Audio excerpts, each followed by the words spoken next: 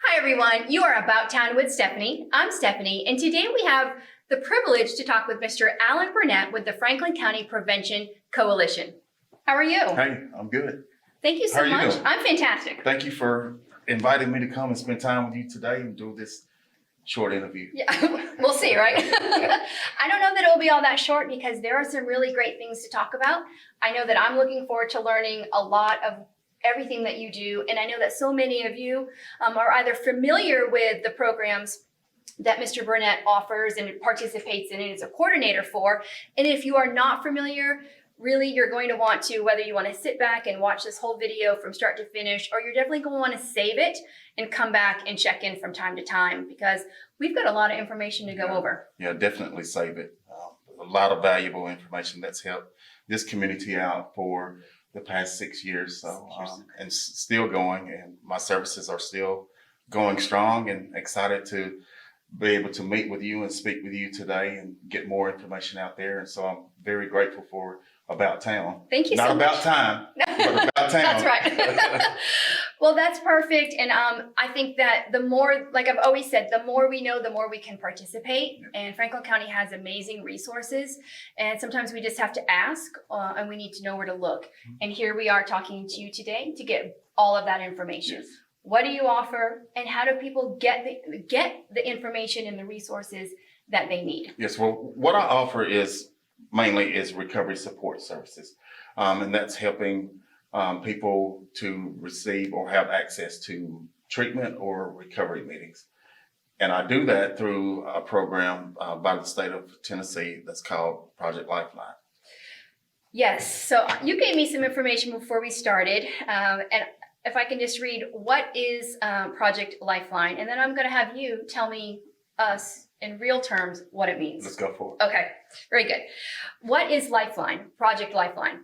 Lifeline has been created to reduce the stigma that is attached to people with addiction, individuals that have been incarcerated, to treatment, and provide support for recovery services. So Yes. What does that mean? Well, what that means is that the state come up with a project in 2013, and they was looking for a way to get recovery support services out into the community, more or less having boots on the ground. So they reached out to their coalitions, the well-functioning coalitions across the state, and asked them if they knew of anybody that was in long-term recovery that would be willing to be a part of this project, to go out and more or less be a face and a voice of somebody that's in long-term recovery. So they reached out to Franklin County's Prevention Coalition, and their director at the time thought of me. I had a slight relationship with that director at that time. She knew where I was at and what I was doing in the community, and she thought that would be a great fit for me. So she asked me if I would be a part of it. And here I am. So before we get into some of the meetings and the actual resources that you have, has it been a great fit for you? This has been my life. I am a person that's in long-term recovery. I struggled with addiction a little over 20 years. That was with rock cocaine and alcoholism. This October, I'll be celebrating 14 years of sobriety. And, it's been an absolute blessing because whenever I first started getting clean, I wanted to make an impact on my community. And now I get to have a greater impact on my community in the region that I cover across the state, and even out of state. You might as well say across the country. So it's been an awesome experience. But I mean, there's more to it than just me. I mean, there's 9 more of me that's across the state. There's 10 of us. All 10 of us are in long-term recovery. And it's all broken down into different regions. And as you can see right here on the map, how the regions are broken down. And I cover 13 counties here in southern Middle Tennessee. All of my communities are rural communities. And whenever we started Project Lifeline, there was really no programs or any resources for recovery in the counties that I covered. So what I did, I went out, ventured out into the counties, communities that I covered, and more or less implemented the things that helped me along my journey to recovery. So everything that was happening here in Franklin County, I wanted to see it in the surrounding counties. Sure. And whenever I first started, there was only 2 coalitions that was in Franklin County and Coffee County. There was 2 recovery courts that was Franklin County and Coffee County. And today we have a coalition in 11 of our 13 counties. Okay. And we have 4 functioning recovery courts, and 2 of those recovery courts that's in our region cover multiple counties. So we pretty much have a recovery court in just about all of our counties here in Southern Middle Tennessee, Region 5 South. So that right there in itself is a way of reducing stigma. Yes. So that we are, not just incarcerating our way out of addiction or thinking that incarceration is going to fix it. These people that we are continuing to incarcerate, we are giving them the help that they need. And, I've seen thousands of people recover, and that's just from people that I've had hands-on with. I think it's amazing. I think it's amazing too. I want to ask you just some basic questions. Yep. The programs that you offer, and we'll talk about those, the meetings and things like that. Mm-hmm. Is there an age? Do you see, is it children? Although who are you? Addiction don't see that. Well, so why should I see that? That's right. So if a family is dealing with something, if a family is dealing with something and they reach out to me, I'm going to help that family. Okay. Period. I don't care if the child is 11. Okay. I'm going to provide a service for that child. I have a daughter that's about to be 11, and I have to talk with her every day. And she actually sees a lot of what I do. Yeah. So, and that's a prevention side of it, is educating and more or less being a face and a voice of somebody that's been through it, but also a face and a voice of somebody that's on the other side of it. So what about families? Is there opportunities for the other side, as you said, to be able to work with somebody that is going through addiction or recovery, services for the family? There are services for the family. Let's say, for instance, if you had a child that was going through it and you didn't quite understand, but you needed some help to help you to understand, there are recovery support meetings for family members. One that's common is Al-Anon. Yes. So, that's a program that one can go and get involved in. Also, there's Celebrate Recovery. That helps or talks a lot about codependency and things like that. So let's move into that just a little bit if we can. There is, and you've mentioned, there are quite a few recovery meetings and locations, and we will put up the graphic and put information for you all to be able to see a little bit more of these. But there are a lot of options that maybe not everybody recognizes are available in our community. Yes, we have to. That's part of what Lifeline does, is we go into the communities and see what's available for recovery support services, meetings, those types of things. Because whenever one goes to treatment, they come back. What is it that they have to follow up on? Mm-hmm. So we want to make sure that they have that continuum care for recovery.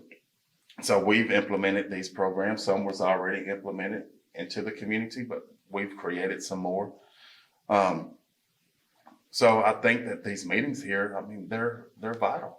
Absolutely. And not only, I agree, are they vital, but when I look at this, and you'll be able to see this too, they're throughout our community. Mm-hmm. Location, if you have an issue with transportation or you want to get someplace, they're available. Yes, and there is public transportation here, but just getting to the meeting, somebody will help you with transportation. But on the flip side of this, Franklin County is very fortunate to be able to have this number of meetings. Some counties don't have any they didn't have any whenever I first started. I see 11 just initially on that page. Yes.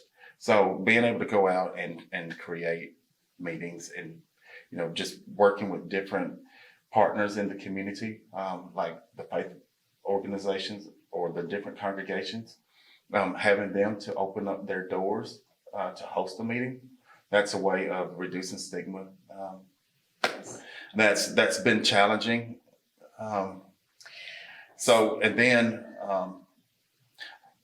We can go on and on and on. I know. I think that it's a really great snapshot of the program and what is available. I want to flip this around. And those that are able to have long-term recovery, what are some of the opportunities Well, one of the that things are available? that the state offers is a certified peer recovery specialist. Okay. And I'm one of those as well.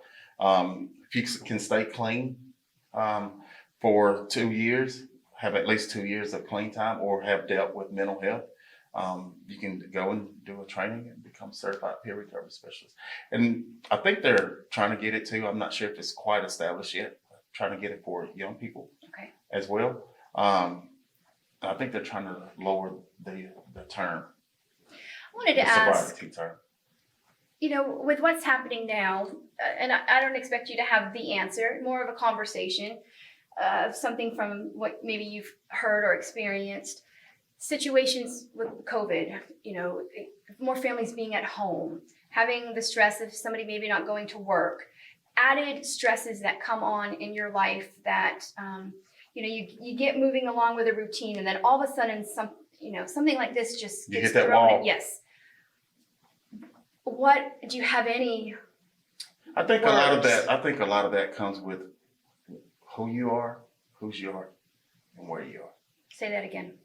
Who you are, whose you are, and where you are. Okay. And I mean, it's been challenging for one because I have 2 little girls that I have to raise, and whenever all of this right here hit, I mean, Yeah. it was a little crazy, but I just had to stay mindful that God's going to take care of everything, and He has for me for the past 13, almost 14 years. And that's something that I've relied on.